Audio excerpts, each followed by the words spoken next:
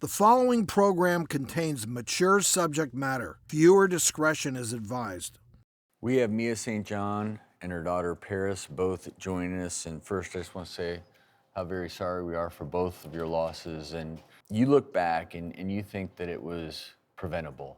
There were so many errors, starting from having plastic bags in a suicide unit, a high-risk unit, not doing the mandatory checks.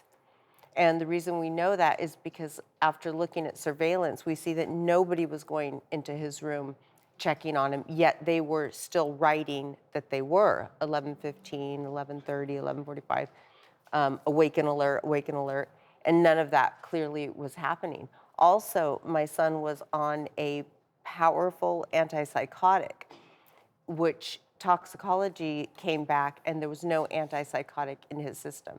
So they were not giving him his medication. If he was on his antipsychotic, he would have never taken his life. And you mentioned in the tape piece that after Julian's death, ultimately Christoph passed, and you think that Julian's death really was ultimately the cause.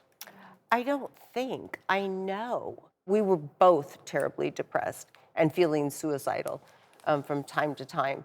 But his was so much deeper because there was so much guilt involved. So that was Christoph, that he just felt he could have done more, should have done more, wasn't as active as he perceived that he should have been. Christoph didn't really understand mental illness, and there was a big part of him that didn't really believe it.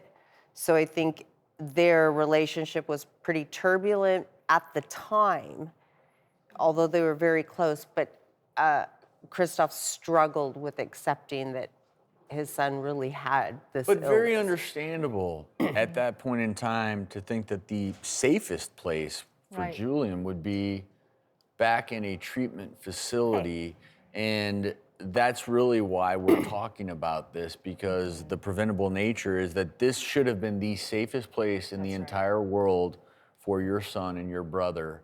And, you know, I do think it's probably almost impossible to look back and think, okay, well, what would we have done differently? Because again, you did the right thing as a family. We always tell our viewers, look, when it comes to everything from suicidal ideation to schizophrenia, other mental health crises, you need to get professionals involved. So you did everything right. When you look back, you know, And you were in What a could you have done dedicated differently? facility. These were supposed to be the experts in a suicide watch. Right.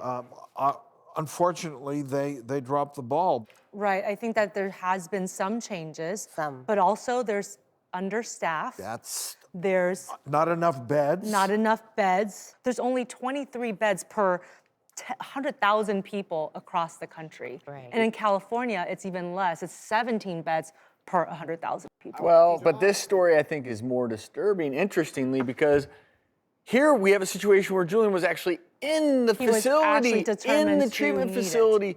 And so if we can't send someone with a mental health diagnosis home to be safe or into a facility to be safe, Right. There's a problem. we have a big problem.